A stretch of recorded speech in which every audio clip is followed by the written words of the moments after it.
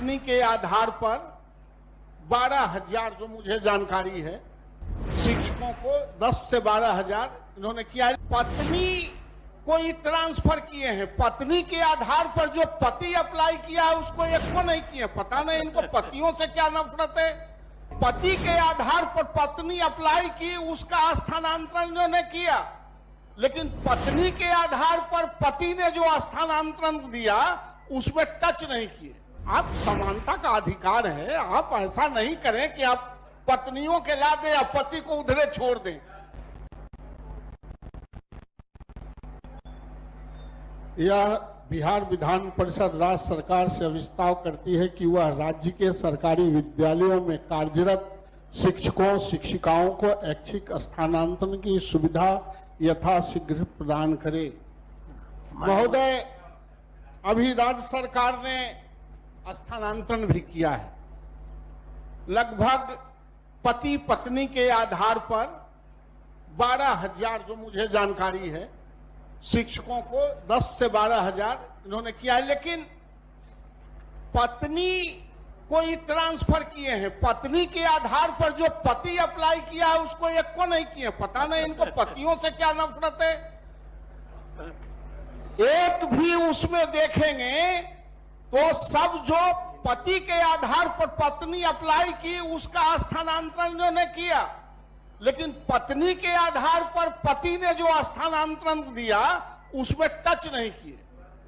आप समानता का अधिकार है, आप ऐसा नहीं करें कि आप पत्नियों के ला दें या पति को उधरे छोड़ दें।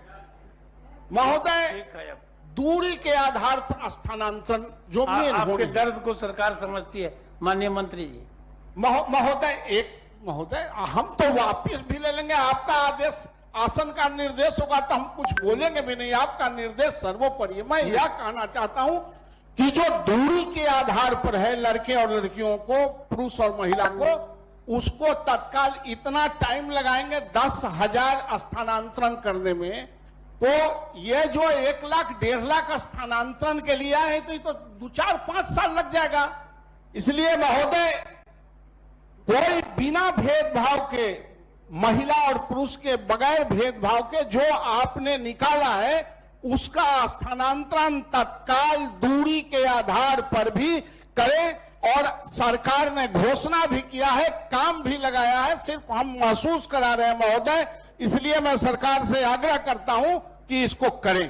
ठीक है माननीय मंत्री जी। माननीय सभापति महोदय, हमने इस सदन को भी आश्वस्त किया था कि ये जो सत्र है ये खत्म हो जाएगा, उसके 1 महीने के अंदर हम लोग उसको पूरा करेंगे। लेकिन उसके पूर्व में हमने कहा है, अपने जवाब में उत्तर में लिखा है कि निर्धारित अवधि में लगभग 1,90,000 शिक्षकों का आवेदन प्राप्त हुए हैं। विभाग द्वारा संसूचित निर्णय के अनुसार ऐच्छिक स्थानांतरण हेतु प्राप्त आवेदनों पर चरणबद्ध ढंग से कार्रवाई की जानी है। प्रथम चरण में 10 से 11, 25 एवं 25 को क्रमशः स्थानांतरण किया गया और 2060 बिहार लोक सेवा आयोग से नियुक्त शिक्षकों का आवेदन का निस्तारण किया गया। इसी तरह से जो हम लोग जो ऐच्छिक उनकी मांगे हैं जो संबंधित जिला में जाना चाहते हैं, हम लोगों ने कहा था पहले भी कि अपने जिला में आवंटन कर देंगे, लेकिन इसमें निश्चित रूप से चूंकि अब सत्र खत्म हो जाएगा तो तेजी से हम लोग उदार भाव से ही सारे स्थानांतरण को करेंगे। हम माननीय सदस्य को आश्वस्त करते हैं और साथ ही साथ ये भी बताना चाहते हैं कि अगर किसी भी शिक्षक या शिक्षिका को अगर जो स्थानांतरण पूरा हो जाता है, अगर किसी तरह की शिकायत है या बात है तो डिस्ट्रिक्ट मजिस्ट्रेट या कमिश्नर या मुख्यालय में अपना आवेदन दे सकते हैं। उस पर पुनः हम लोग विचार जरूर करेंगे।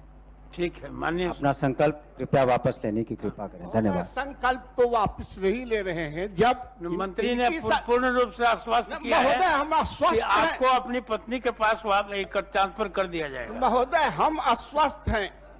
हम यह कह रहे हैं कि आप अभी तत्काल TRA 3 के आप शिक्षकों को पदस्थापन कर रहे हैं, और जब पदस्थापन कर देंगे तो सारा सीट भर जाएगा, और सीट भर जाएगा तो फिर उसको कहां लाइएगा। इसलिए उससे पहले जो वर्षों से करा रहे हैं शिक्षक, उसके पोस्टिंग से पहले सरकार को निश्चित रूप से स्थानांतरण ठीक है, नीति आपकी को बात पूरी तरह लागू कर ध्यान देना देंगे। चाहिए महोदय। और मैं इस संकल्प को आपके आदेश और माननीय मंत्री के आश्वासन देने पर मैं वापस लेता हूं। Thank you. श्री अशोक कुमार।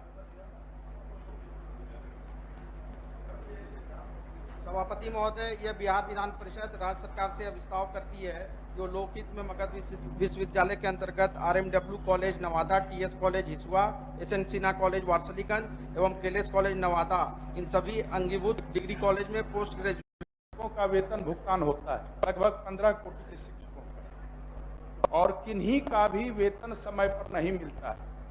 जबकि राज्य में अगर फसल आपदा की बात होगी, अगर छात्रों के छात्राओं के प्रोत्साहन योजना की बात होगी, या साइकिल योजना की बात होगी, या पोशाक योजना की बात होगी, सब कुछ समय पर मिल जाता है, लेकिन वेतन और पेंशन समय पर कभी नहीं मिला है। आपके माध्यम से आग्रह है मंत्री महोदय से, इस संबंध में एक बैठक कर लिया जाए विभागीय स्तर पर, और सभी निदेशालय जो शिक्षा विभाग के अधीन है और वित्त विभाग के भी पदाधिकारी रहें और वेतन समय से लें। अगर परिश्रम वो करते हैं, वो शिक्षण कार्य करते हैं, तो उनको महीने के प्रथम सप्ताह में जो बीते महीने का कार्य है, पारिश्रमिक है, उसका वेतन मिलना चाहिए। ये सरकार की जिम्मेवारी है। माननीय मंत्री। सिर्फ मैं संकल्प के लिए लाया हूँ महोदय के संज्ञान में। सभापति महोदय, ज्ञात है कि शिक्षा विभाग में कई कोटि के शिक्षकों के होने के कारण भुगतान की प्रक्रिया अलग अलग है। विभाग द्वारा सभी कोटि के शिक्षकों को कोशिश रहती है कि आवंटन समय उपलब्ध कराया जाए। साथ ही साथ प्रत्येक माह के प्रथम सप्ताह में सभी कोटि के शिक्षकों को मासिक भुगतान के लिए पेंशन आदि संबंधित लाभ का भुगतान किया जा रहा है। इसमें जो माननीय सदस्य का सुझाव है, हमने पहले भी सदन को कहा कि कल ही हमने 10-15 में जितने भी डायरेक्टरेट हैं उसकी बैठक रखी है, और इसमें एक कमी विश्वविद्यालयों की भी है कि उनसे कहा गया कि जब सामर्थ्य पोर्टल वो निश्चित रूप से उसका लागू करें, जिसमें कि 6 मुख्य मॉड्यूल हैं और करीब 40 से ऊपर अन्य मॉड्यूल हैं। तो इस तरह की जो प्रॉब्लम है समय समय पर उसमें बहुत सहायता होगी जो अगर समर्थ मॉड्यूल को वो लागू करते हैं। लेकिन फिर भी हमने कल 10-15 में सभी डायरेक्टरेट को इसी पर्पज से हायर एजुकेशन को बुलाया है कि वंस एंड फॉर ऑल उनका जो खुद जितने यूनिवर्सिटीज़ हैं, जो पेंशनर हैं, जो अभी वर्तमान में शिक्षक हैं, सभी का रिकन्सिलिएशन कर करके एक बार दे दें ताकि ये समस्या न हो, और साथ ही साथ जो पूर्व के बकाया हैं उसका भी कैलकुलेशन करके हम लोग चरणबद्ध तरीके से दे देंगे। ये हमने पहले भी कहा है हाउस को, और इसको गंभीरता पूर्वक हम लोग कल निर्णय लेंगे। अनुरोध है कि माननीय सदस्य अपने संकल्प को वापस लेने की कृपा करें। एकदम वापस ले लेते हैं, और जो अनुदान के बारे में मंत्री महोदय ने कहा वो भी कल देख लें उस बैठक में। सारे तरह के वेतनानुदान के बारे में वापस लिया मैं वापस लेता हूँ महोदय। वापस वीरेंद्र बाबू, आपका भी एक चॉइस। माननीय सभापति महोदय, संबंधित है। यह बिहार विधान परिषद राज्य सरकार से विस्ताव करती है कि वह राज्य के प्राथमिक से विश्वविद्यालय स्तर के शिक्षकों के वेतनादि मद के बकाया राशि की भुगतान हेतु एक स्पष्ट और पारदर्शी नीति की घोषणा करे। माननीय सभापति महोदय, 2 वाक्य बोलना है केवल। जिला शिक्षा कार्यालय और विश्वविद्यालय कार्यालय दोनों मेरा 4 दशक का अनुभव है। यहाँ जो भी शिक्षक प्रतिनिधि हैं वो जानते हैं इस बात को। शिक्षकों को बकाई राशि लेने में उनकी गरिमा गिर जाती है, और जिला शिक्षा पदाधिकारी और कुल सचिव का कार्यालय उनका पसीना छोड़ा देता है। मैं माननीय मंत्री जी से आग्रह करूंगा कि जिस प्रकार स्थानांतरण की इन्होंने प्रशंसनीय पारदर्शी नीति अपनाई है, उसी तरह जिलों में और विश्वविद्यालयों में बकाये राशि। माननीय सभापति महोदय, बिहार विधान पहले बाकी विभागों का आप निपटारा करें। समय निश्चित ठीक कर दिए हैं। सवाल पहले कर दिया जाए। सभापति महोदय बोलने पर बंदिश लगा दिए हैं, इसलिए बहुत समय नहीं लगेगा। सभापति महोदय, बिहार विधान परिषद राज्य सरकार से प्रस्ताव करती है कि वह राज्य के सभी निजी और सरकारी खासकर प्राइमरी विद्यालयों में बच्चों को सभ्यता, संस्कृति, अनुशासन, मोबाइल फोन का दुरुपयोग, सदुपयोग, जलवायु परिवर्तन, पर्यावरण के प्रति जागरूक और संवेदनशील बनाने के लिए प्रतिदिन 1 घंटे का नैतिक ज्ञान से संबंधित पाठ्यक्रम अनिवार्य रूप से लागू करें।